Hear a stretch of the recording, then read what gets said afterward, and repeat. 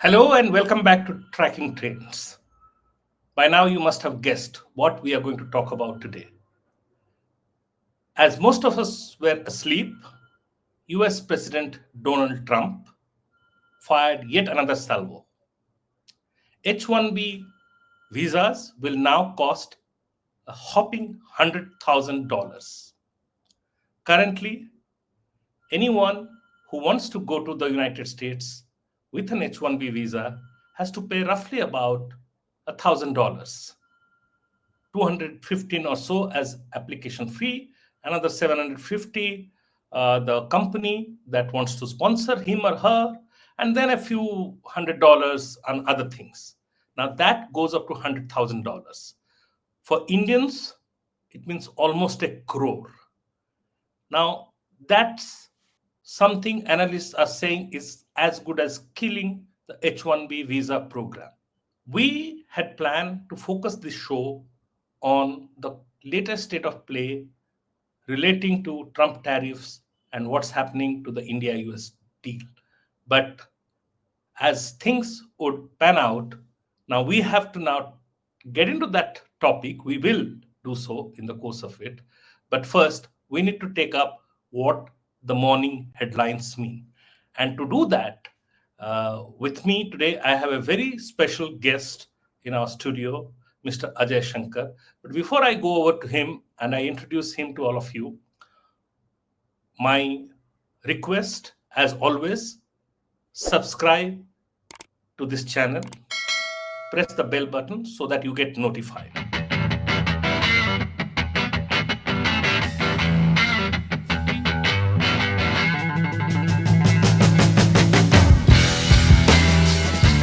Now, let me invite our guest for today, Mr. Ajay Shankar. Mr. Shankar is a man with a very rich and varied experience. In 45 years that he has been in public service, there's almost no sector that he has not been engaged with.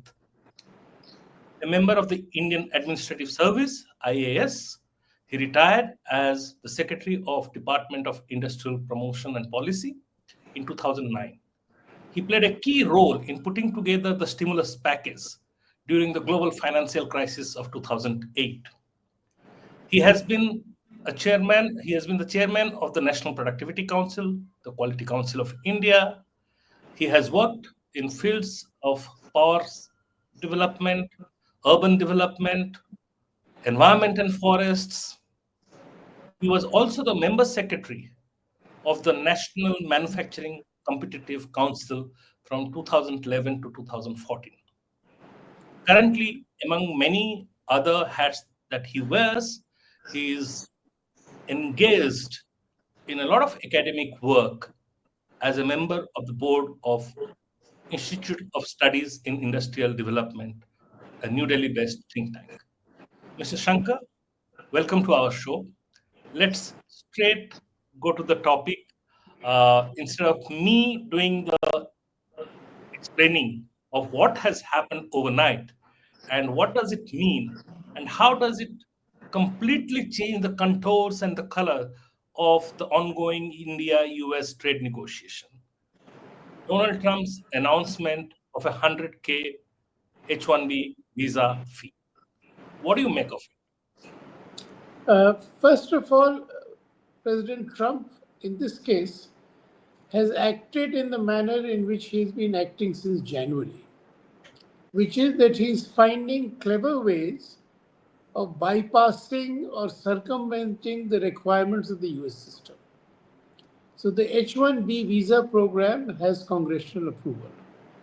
So he could not end the H1B visa program, but by imposing this $100,000 fee, he has effectively killed it. There is no way we can assume that the H1B visa program is still open. So he's effectively used his executive authority to close the program, which otherwise have needed congressional approval. So this is in keeping with the series of executive orders that he's been issuing.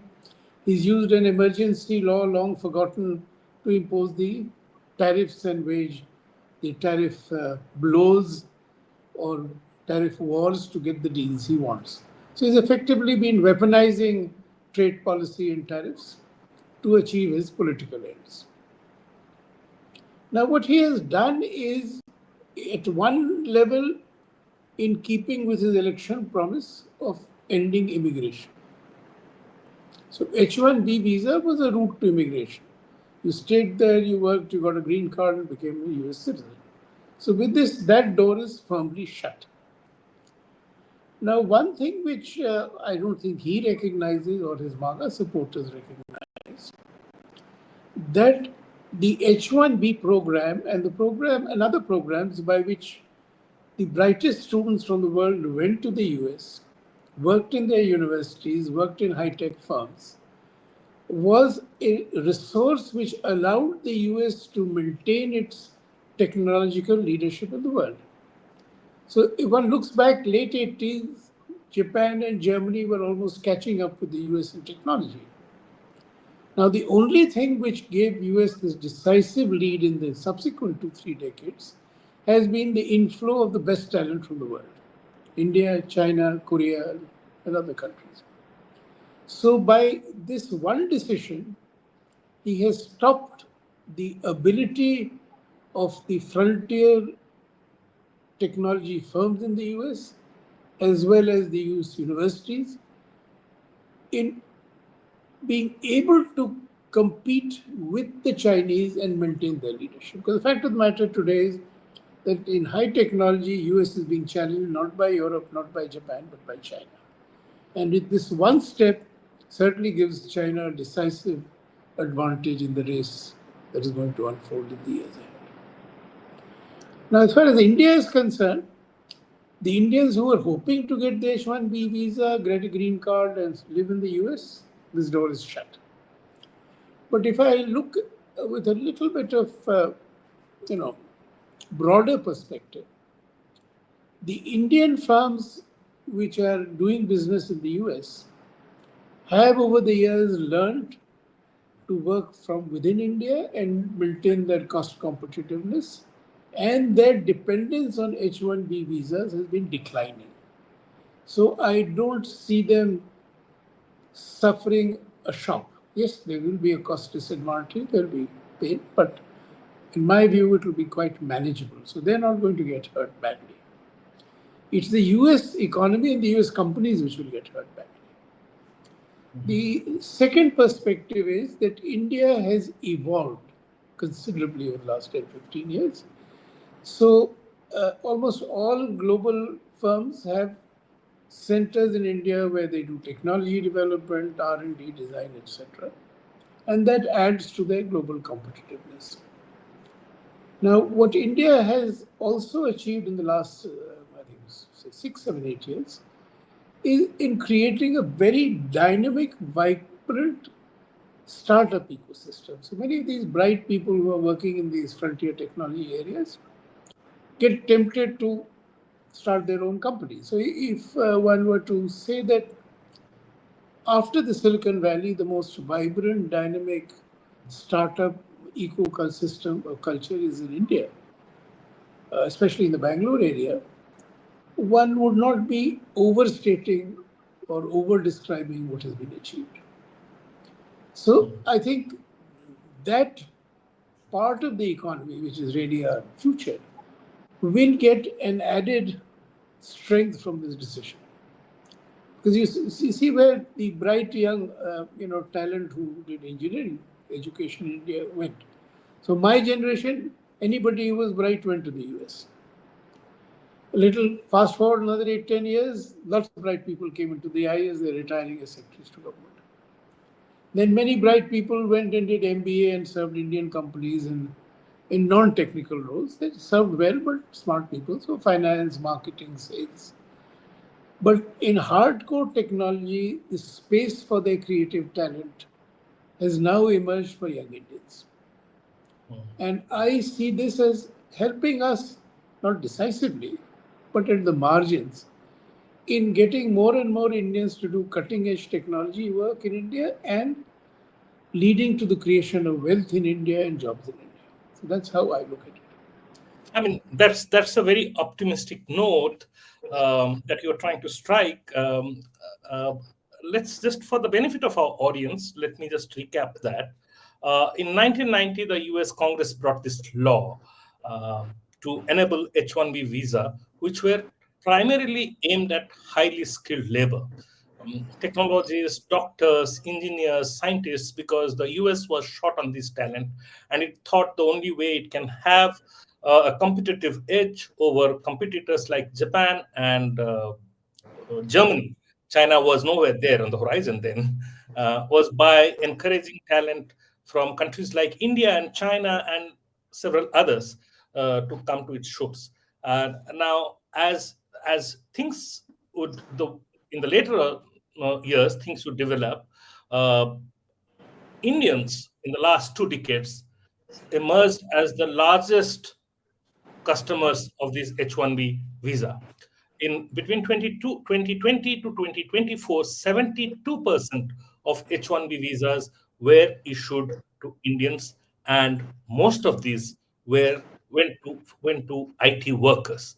And incidentally, of the top 10 companies engaging these H1B visa holders, I think six were Americans, and only a couple or more were Indian companies. So, as Mr. Shankar said, that the H1B visa coming under some kind of a shadow at some point in time has been with Indian IT companies for the last few years. In fact, ever since Donald Trump assumed his first presidency, and Indian companies have been working to cut down on their dependency. So it won't hurt them as much as it would have hurt them had it been 7 to 8 years back. But having said that, it would nevertheless hurt them. And we saw that overnight NASDAQ responded to the announcement in the following manner. The Indian IT companies, Infosys and Wipro ADRs, went down by almost 4%, whereas the American tech companies' stock prices, most of them, they rose, underscoring the fact that investors tend to bet on companies that are going for research and innovation led growth and not companies which are leaning more on ways arbitrage. Now, so that's just kind of bringing in, because I know in the days people will argue, try to quantify the impact on individual companies, individual sectors in India. But the bigger question, Mr. Shankar, is now I want to segue into the larger issue of what is happening between India and the US. Now, the Assistant Secretary USTR was here this week, and just 2 days ago, after the talks got over, the Indian government gave a statement that there were many positive developments during the meeting, and that there were indications that the Commerce Minister Piyush Goyal will head to Washington DC next week to resume negotiations on the trade deal. So there was a kind of a sense of relief that, okay, there's a thaw, including Donald Trump wishing Prime Minister Modi on his birthday, that there is a thaw between the two leaders, there is a thaw between the two negotiating sides, and we could now hope for some progress in the trade deal. And then here comes this announcement, which kind of is likely to be seen as a big setback. Now, and this is what has happened just a month ago, when we were around the end of July, when we were thinking that we are almost nearing a deal, and then US President announces 25% tariff, and then within 4 days he announces another penal tariff of 25%. So, is the US really interested in a deal, or is it doing things to squeeze more out of India, which India has so far not been able to concede? First of all, I'd like to say that the present US is being run, if I were to overstate it or be a little dramatic, as a medieval monarchy with a somewhat whimsical monarch. So to expect consistency may be a bit unrealistic, or to expect a rational pattern may also be unrealistic. Now, having said that, I see two ways in which one can try and make sense of what has happened in the last 24 hours and also in the last month or so. So, to be charitable, one could take the view that President Trump has taken this decision not to hurt India, but to just close the doors to all immigration, which is a election promise of his and for which there is a very strong constituency. So maybe this decision has nothing to do with India in his mind. But irrespective of which way one takes a call on this decision, the fact of the matter is that after being very harsh with us in the public domain, the US has taken the first steps to begin re-engagement, and the talks, by all accounts, have been constructive.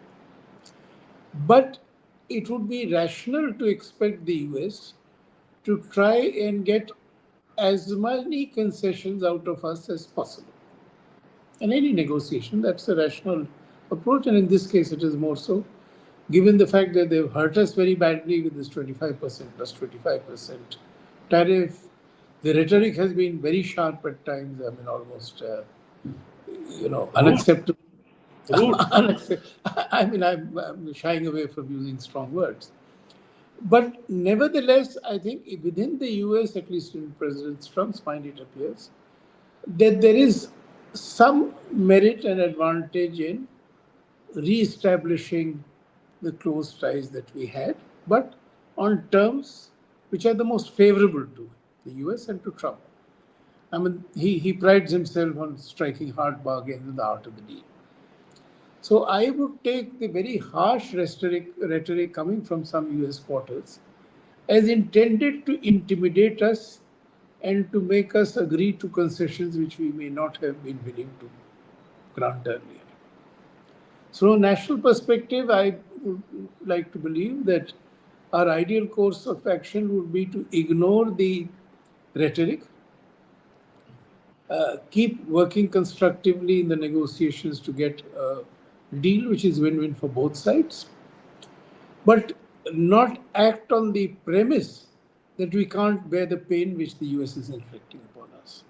So the negotiating position has to be, we can live with pain, we are a poor country, we can live with whatever pain you want to inflict on us. But we will not compromise on fundamentals or our self-respect, and we will certainly not become an ally who will carry out your orders within 24 hours. That's a very important thing you said.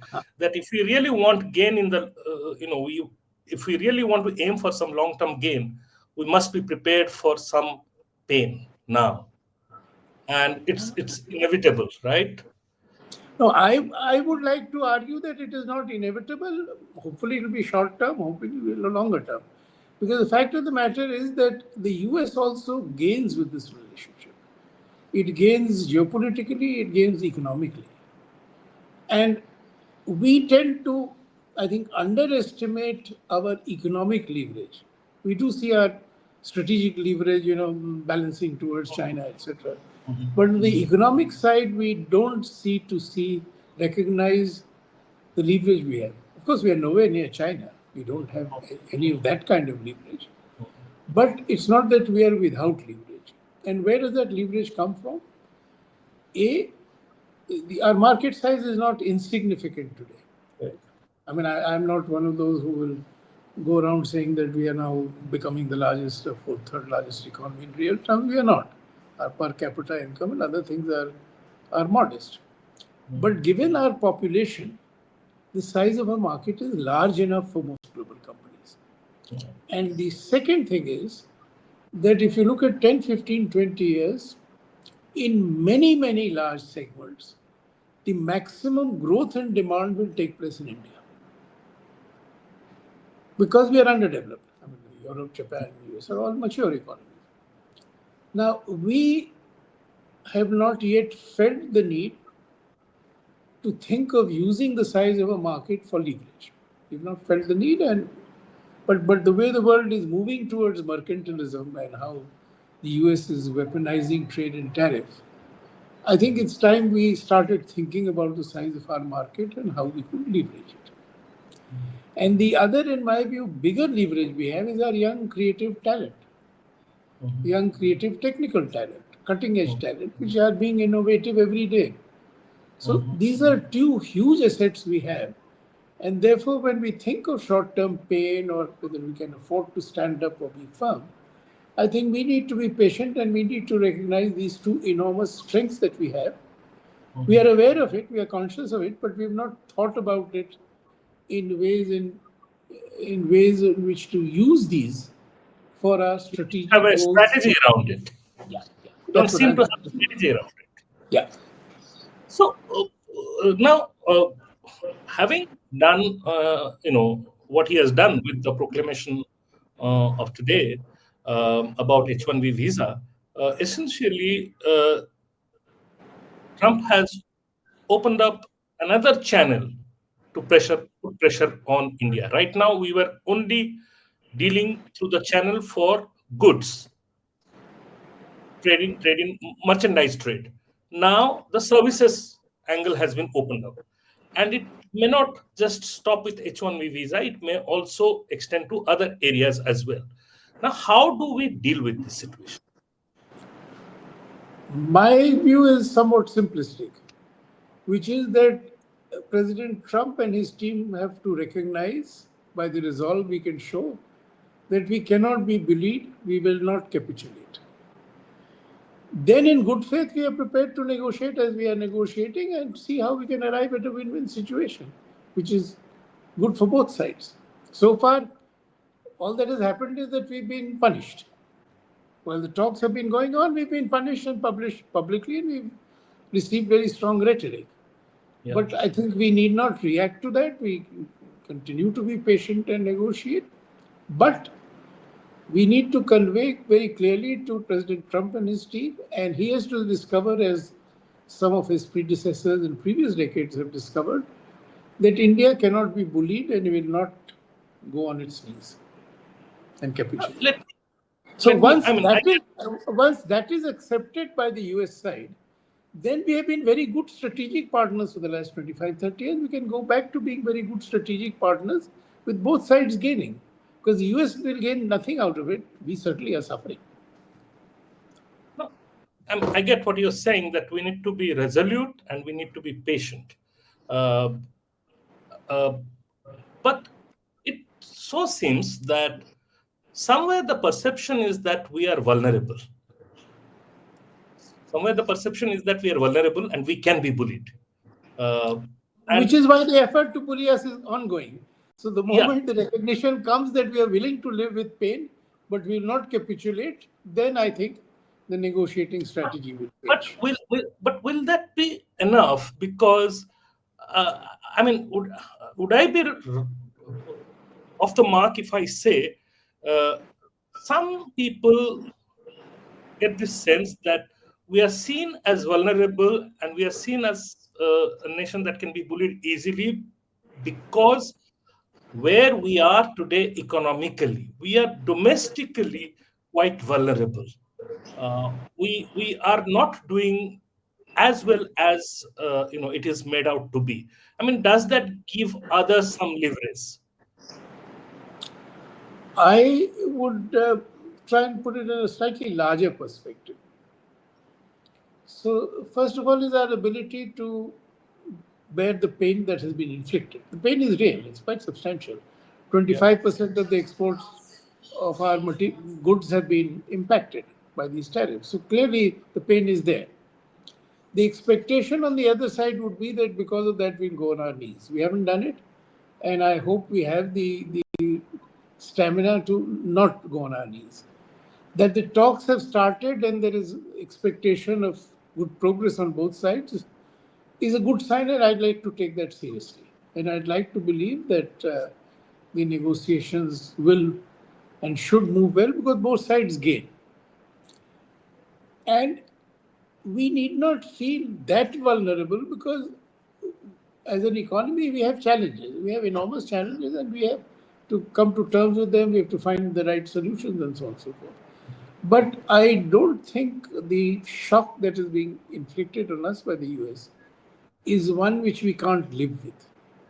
I mean, Mhm. just to take us back in time, we had the severest lockdown in the world for a very long period.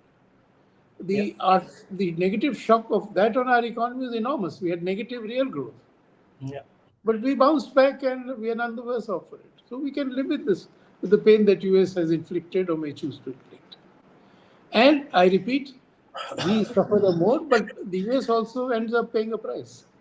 Mm. And what the US does not seem to recognize and what they do need to recognize is that there's enormous goodwill for the US and the people of India. Beyond the point, it will turn into a kind of animosity, which then emotional animosities don't go easily once they get deep rooted. Yeah.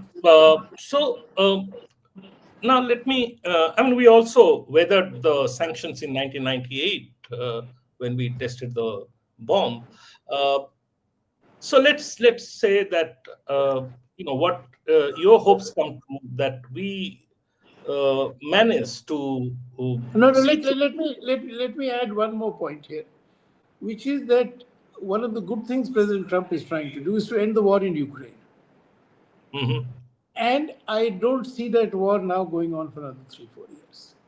mhm, He says he thought he'll end it in one day. It's turning out to be far more difficult. But till date, he's very clear that he wants that war to end. mhm. And when that war ends, then the whole rationale behind that additional 25% disappears, Oh, irrespective of what happens in our trade talks. yeah, yeah. So that will be a positive development, and in many other geopolitical, considerations, for India it is very good because otherwise India keeps getting buffeted between are you with us, are you against us. Right. So if that war ends, I think President Trump will have done a positive service to his country, to Europe, to the world, and Mm. certainly we will be beneficiaries. Yesterday, we were at the seminar, and you said something that I picked. You said that we are also at an inflection point when we have to revisit many of our fundamental issues. And you also said success has to begin with success at home. And you were trying to imply that while all these things go on, we need to kind of look inside and fix a lot of things which we have kind of ignored. So I mean, if this entire Trump episode has, if there are certain lessons to learn, if there is an opportunity to seize in the adversity, how do we kind of? I'm taking you away from India-US thing. I'm talking about what's happening with domestic industry, with our own economy, economic resilience. Oh, I mean, could you share your thoughts on that count? Uh, I would put Because it we like are also this. losing market share at home also to others. So that's where I would like to begin with, that we have a few related problems, and all of them relate to our mindset and the way we look at things. So the first is the short-term problem, which is there is a measure of complacency that we are doing very well, we are the fastest growing large economy, we are whatever third, fourth largest, etc., etc. So there is a sense of complacency that we are on a good trip, on a good success journey. Now, that is, in my view, a bit of a handicap because it makes you intellectually lazy. You don't want to think hard. The other is the inherited legacy mindsets.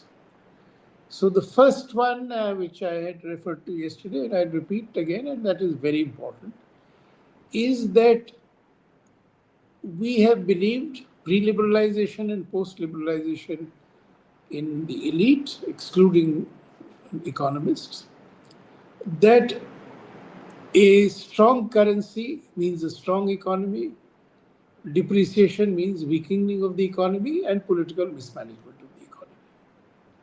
Now, that's a complete fallacy. What matters in the economic world is the real exchange rate, which is the difference between the formal rate and the change in the difference in the inflation rates with our partners. So if our partner has say 6%, we have 6% inflation, he has 2% inflation, the real exchange rate appreciation is 4%. So as I mentioned yesterday, that from 2000, I think, 15 to now, according to RBI, there has been an 8% real exchange rate appreciation. according to an international source which tracks this, it was about 18% in 2005. So Much more than the effectively, RBI's estimate. that's a shorter period of time. That's from 2005. The same. So the estimates don't contradict each other, only the time period is different. So if I go back to 2005, we have had 18% depreciation, real exchange rate appreciation, which means lowering of import duties by 18%, which means most import duties are in negative territory. Now we don't seem to pay attention to this. So whenever there is a problem, we say, okay, some firm comes, anti-dumping duty, some import duty, and Trump calls us tariff king. Now, if we were to just maintain the real exchange rate, a lot of the problems that our industry is facing, or manufacturing in particular, would come down. Now, if I look at the East Asian success stories, they all chose to keep the currency artificially low when they had this 8-10% growth rates and export-led growth. Now, I'm not arguing for artificially depreciating currency because it's unfair trade practice in my view, and as a country, we don't believe in doing unfair things. And also, the external environment will not permit it. And nor should we want to attract US attention or anybody's attention that we are manipulating the currency to gain any advantage. But nobody can argue that you should not maintain the real exchange rate, because that's only undoing the disadvantage due to higher inflation. And we are trying to get our inflation down. So that's number one. The second is that we have had this, division between Commerce Ministry and Exports and Industry. And we have till now not got into the habit of taking a holistic view of the domestic market as well as the export market. And we need to do that. And if you look at any other great successful industrial power, the first success that firms achieve is in their domestic market. Once you become strong in your domestic market, you go out and sell. And once you are strong in your domestic market and competitive, you also have the confidence and the energy to go out and sell in foreign markets. Now, we don't have a coherent way of thinking and strategizing as to how we will succeed in the domestic market and then succeed in global markets. So if I go to the market as a consumer, I find it very difficult to buy anything made in India. And that's the case across India. I mean even political leaders have talked about our Ganesh Murtis coming from somewhere, or so on and so forth. So we have to think hard of how to strategize and increase domestic value addition, increase domestic jobs, increase market share in the domestic market for goods made in India, for value addition in India, and then look outwards. But that's a very, very new way of thinking, which is required in substance and in concrete terms, because we are very good again as a people in enunciating high principles and policy goals. But the nuts and bolts bit, we are a bit weak, and that's what leads to real success. I mean, So what you are saying? yeah, please. Yeah, sorry. No, I'm saying, if I'm getting you right, what you're saying, the success of your trade policy is tied to what kind of industrial policy you are pursuing in ways more than one, and vice versa. And that you need to, both your industrial policy and your trade policy have to go hand in hand. In fact, I'd say they have to be one policy. I mean, one strategy, you can give it different names, but it has to be one coherent way of looking at things. And to just illustrate a little one bit of example, but which I made the point yesterday, that there is no way you can be competitive in manufacturing if you don't address the costs of manufacturing and doing business. Now, in the political economy of India, till date, and therefore the cost for the producer and taking the hard decisions to lowering the cost for the producer are not yet on the table. They're not under serious consideration. And similarly, there are other traditions that have evolved in where we believe the market is very good and we need not intervene in the market. And therefore, we are unable to think of the state assuming a greater responsibility in the domestic market and the external market. I'm using the phrase deliberately.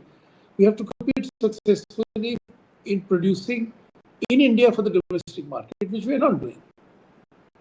So that's a whole change in mindset that I'm suggesting. Responding to consumers' interests means you votes. Responding to producers' interests I may not do don't that. agree. I don't agree, because if you respond to the producer's interest, you'd be creating far more jobs in the Yes. country. The whole political crisis on job creation, the whole demand for reservations would all wither away if the economy was creating enough jobs and high value paying jobs. So I think it's an advantage in supporting the consumer over the producer. But you can balance both. What I'm I not what saying I it's meant was one it is completely at the cost of the other. I mean, in politics, you have to balance and you have to do what is feasible and practical. But this perception that helping the producer and job creation is politically counterproductive, is not going to yield political returns, I think is a mistake. No, I think we have covered a lot of ground, and I think if policymakers in the present regime are watching this, I think you have given them a lot of food for thought. I mean, if I may summarize, you are of the view that this too shall pass. We just have to be resolute, patient. There may be some short-term pain, but if we can hold on to it, if we can demonstrate some steel of nerves of steel, uh, we may come out of it shining bright. But while that is there on one side, we should not be taking eyes of some very fundamental issues and concerns that's plaguing our economy, our the large, longer term interest of our own people, and which is what you have outlined, that we need to do a very 360-degree kind of appraisal and have a very new, radical, fresh approach to looking at things and fixing them on a war footing. Thank you so very much. Thank you also for giving me the opportunity to share my thoughts. It was a pleasure talking to you. And to our audience, my appeal once again, if you have liked the show, share it, subscribe to our channel, and keep coming back to us. Thank you, Mr. Shankar.